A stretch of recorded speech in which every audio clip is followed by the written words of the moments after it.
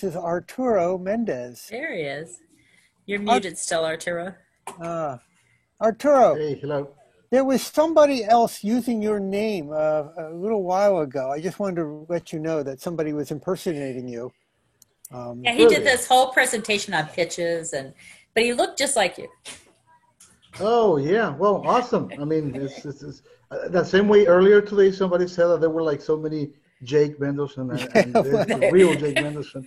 we I mean, I think covered it's over. become my aspiration, you know. I want to be like you, Jake. Well, I'm not so sure.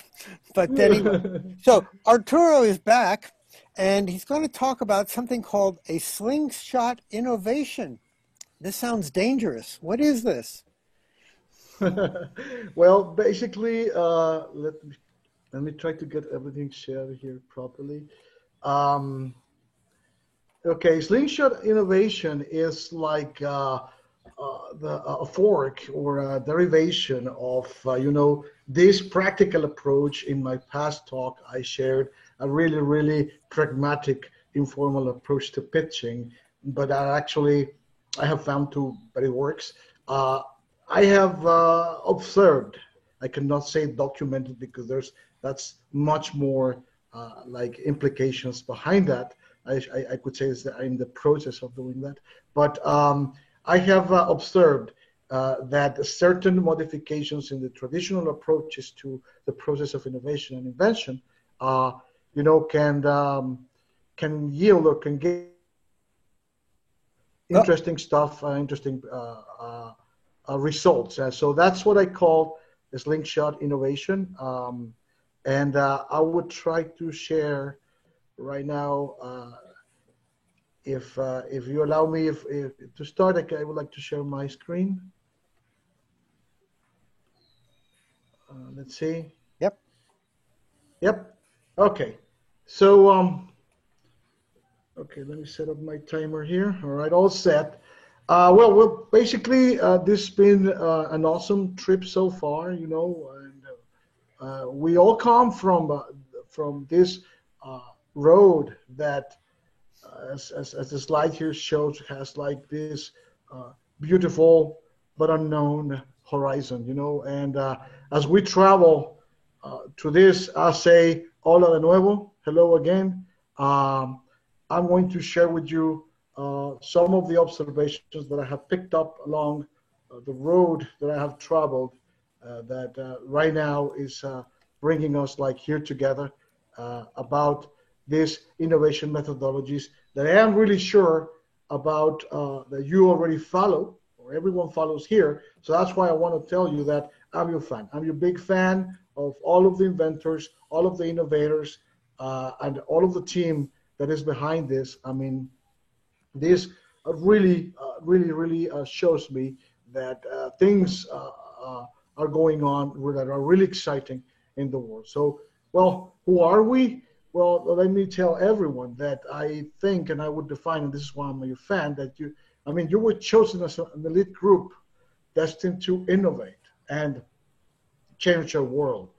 I have just been seeing all of these projects that I think give us hope that they're meant to make a difference. They're meant to be game changers in many ways. So we know that we all have those big challenges that have to do with food and wealth and welfare and population, freedom and equality, education, energy and resources. And those are the things that keep young innovators busy, like right now.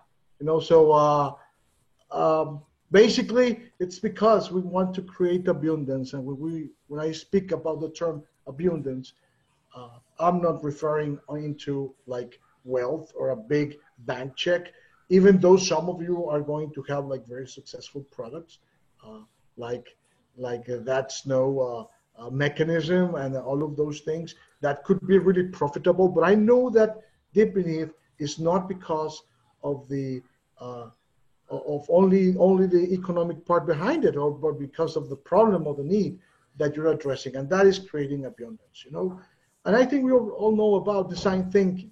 Design thinking is a methodology that is really popular in the development of new ideas, in the development of invention itself, and it's one path or one track that I really do enjoy.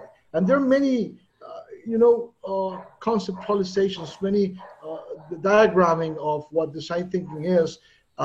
Some of the diagrams put it as a process, step by step. Others depict it as a cycle. I think it's an infinite cycle, an iterative. Many of you have spoken about these iterations that you've been doing on project development, and then the improvement that we need to do after each of the cycles. And then some of them propose that the different phases, when you iterate back, there's a purpose of doing it. There's a purpose of going back to the previous stages and then iterate back. And when you start seeing different approaches and different visualization of design thinking, you begin to bump into diagrams like this. Diagrams that say sometimes when you are on a stage, you can just step back one stage, or you can step back a couple stages, or you can just cycle back to the first one. So as I work with this during the years with my students on my own projects, I started to notice that there's really a lot of value when you go back. And most of the time, we don't want to go back because we think that's a step back. There's a drawback. And this is when I started thinking about, what happens if we just step back or fall back, and this is when the essence of Slingshot innovation all started. Another thing that I want to emphasize about is that design thinking, and as well as this same slingshotting back wants to focus on, is that you need to fall in love with the problem and the need, and not with the solution. Most of the time, especially when there are school innovation projects, we have in our mind that we want to do a robot, we want to do an app, we want to do a particular need. So we're thinking about solutions, and the important part here is you need to fall in love with the problem and fall in love with the need. And it's really important that you understand pretty much that problem, that need, as much as possible. That is one of the values that design thinking and these methodologies bring us, that you need to empathize and you need to be really in contact with the subject or the need that you are dealing with, in order to be able to come back and dig down and get more details and be able to get as much as concept and as much as detail as possible, which will allow you to get a good problem or need definition. So now, what is about that slingshot thing? Well, a slingshot is a toy or some sort of a tool that in which an elastic band is used to throw objects fast and far away.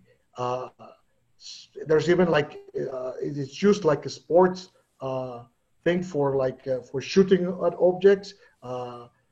We used to play when we were kids with this, throwing small balls or pebbles, and practice our shot, or perhaps just see who could throw it farther away. And I thought what happens if the human itself became this part of the slingshot? And well, if you look around, there are many humans do crazy things, and there are actually this kind of arrangements or similar arrangements are done for people for leisure. I do not really endorse doing those things. It could be exciting, but it could be quite dangerous. But the analogy here is that slingshotting means to stretch back, putting up some force to go back. And what happens when we release the band of the slingshot? It actually shoots over the object fast into a further distance. So my point here is that, well, if we want to see it as a product, well, it is Slingshot Innovation forks design thinking with practical approaches and intentional drawbacks to launch the process further. Now, when is this product intended to be released? Well, when our minds decide to. Like, what is the point here? Like, sometimes we need to step back because something didn't work out. What Slingshot Innovation tries to propose is that we do that on purpose, that we step back on purpose and using like some really, really necessary tools. One of them, and I'm sure that all of the persons that have been sharing the ideas with us, is keeping a journal. You know, most of us do keep a journal, but we should not only keep a journal because someone is asking for us to keep a journal. We keep a journal because it's an important part of the development of us as inventors or innovators and the project and our ideas as well. All right, keep it with a purpose, and that purpose is like just jotting down all of the ideas, all of the attempts, all of the different alternatives that you think, everything that you learn. And I should compare with digital and analog tools. You know, there are bunches of digital tools and they're really handy, but there's nothing wrong about finding these thick cover notebooks. They're really, really good. They're really resistant to also to sketch, and then you can actually digitize and also keep a digital copy with that. Make it a habit. Make it a habit that pretty much anything that your mind comes out with, write it down, draw it, sketch it, your questions, and then most important, don't be afraid to flip back, reread, scratch, resketch, and make sure that every single idea, every single thing that you have opened, every single topic that you open, you somehow close it. So now if we adapt that intentional drawback into this methodology, it means that we should try to step back into 1 or 2 stages, like as we advance on our project development. And there's not really a rule on how far back to go. Actually, if you want to go like 1 step back, 2 steps back, or all the way back and make, you know, run the trip the highway again, well, definitely, I promise it's going to be really useful. Now, I consider there's like 3 definite tools to use in this case. First, brainstorming. Brainstorming. I know it sounds really simple. It sounds like really everybody knows about brainstorming. What's new about that? Well, it's very good, but we need to learn how to do it correctly. You know, one of the things that I observed is that when we brainstorm in a group, and that actually slows down the process, because when the first person throws an idea, we hear that idea, and our brains become biased. It's really hard, like, just to keep the brainstorm going. It turns them to a brain drizzle. So brainstorming can be made and should be done in like an individual stage in which you pretty much let it flush down and then share with others and work with those tools to classify the ideas. And the other 2 tools is the scamper method. Like when you go back, apply the scamper method and try to think and try to debunk your own achievements so far. Another tool that I like a lot is the forced association. The forced associations is the tool in which you try to relate, you know, an animal with the idea that you're working around, and then the characteristics of the animal, make it forcefully find a relationship between what you're thinking of. So there's 3 things also to keep in mind. First one, simple is beautiful, right? So it's not about you making all these complex things. Sometimes the simple solutions are the best ones. Second, your attitude determines your altitude. And the third one, fail a lot. And fail is because you try things that don't work, but fail, I also see it as an acronym that stands for first attempt into learning. So fail, and you will be learning a lot. And this equation, there should be a square number next to the I squared equals P. It's basically an equation which says like I times I equals P. There's a tile here. I didn't erase that. But what does it mean? It means that the product of impulsiveness and initiative yields problem. Think your actions. Sometimes you just want to do something because it's really exciting, and you end up messing up. Now, if you mess up, there's always a way to rethink it. Winners are not those that never fail, but those that never, ever quit. So action, and thank you. Oh, What amazing very timing.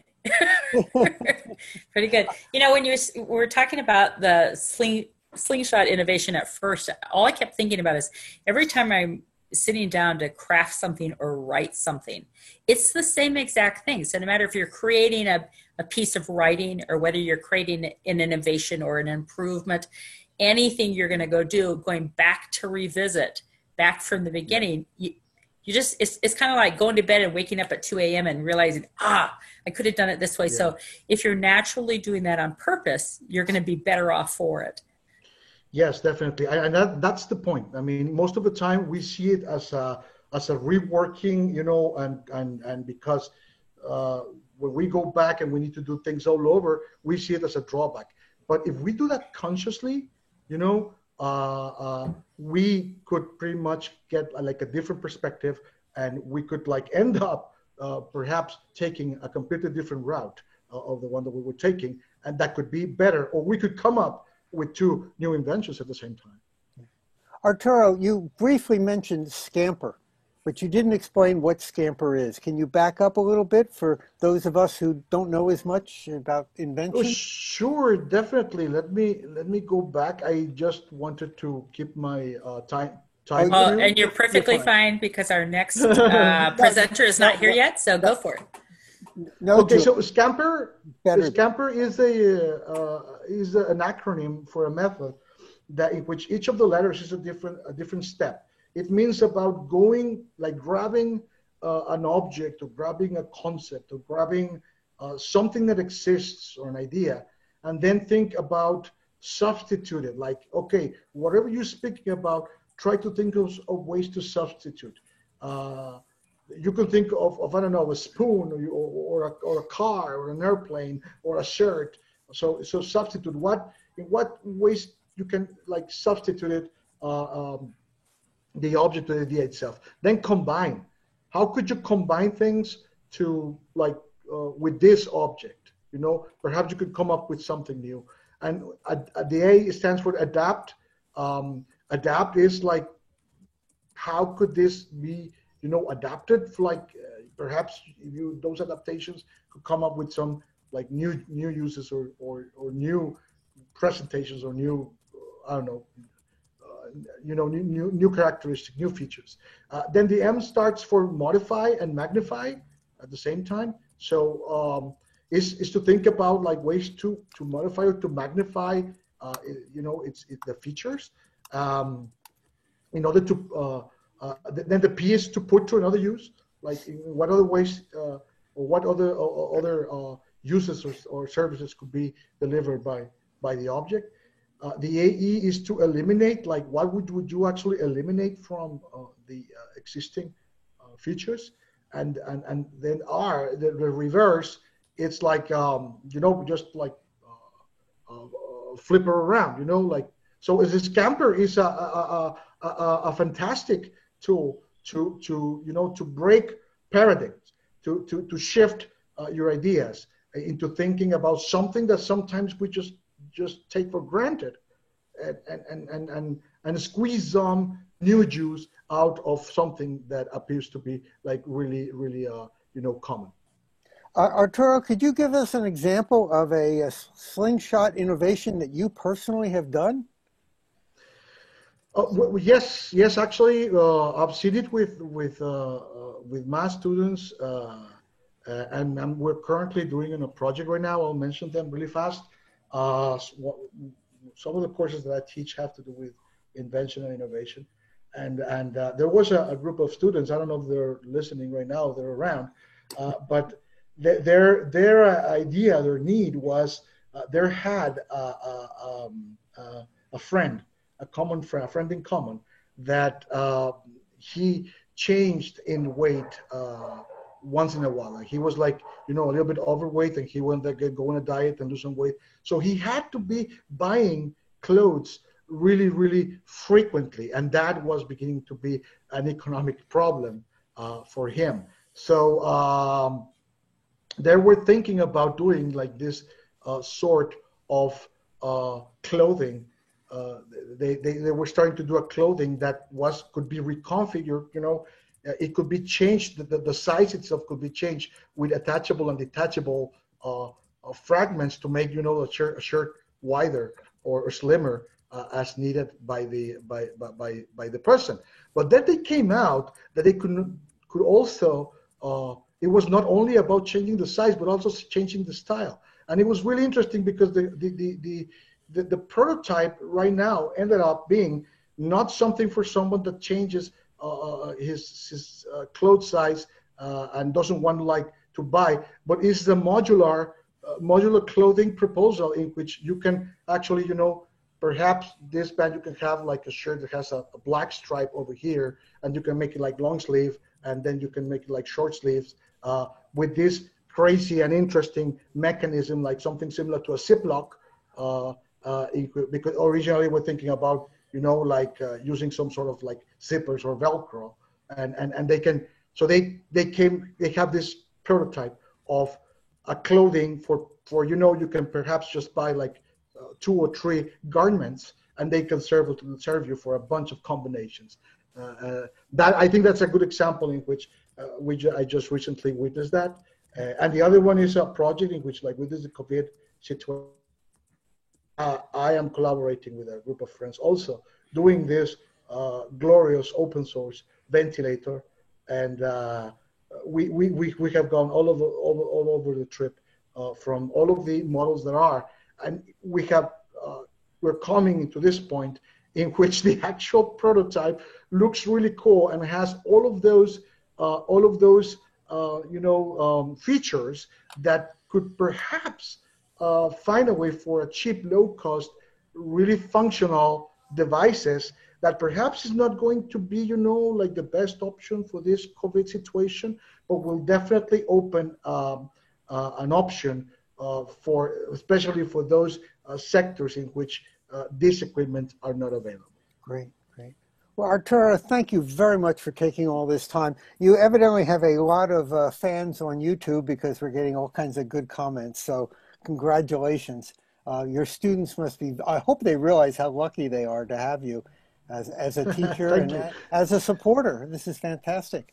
Excellent. It's something that I really, really, really enjoy. And I think I want to just dedicate the rest of my life for that. I mean, just like you guys. I mean, I'm just so happy for meeting you and sharing this. Then we'll see you again in July 9th. Of course, yes. Okay. I'll be around. Thank you. Okay, great. Excellent. Thank you, Arturo. Thank you. Julie.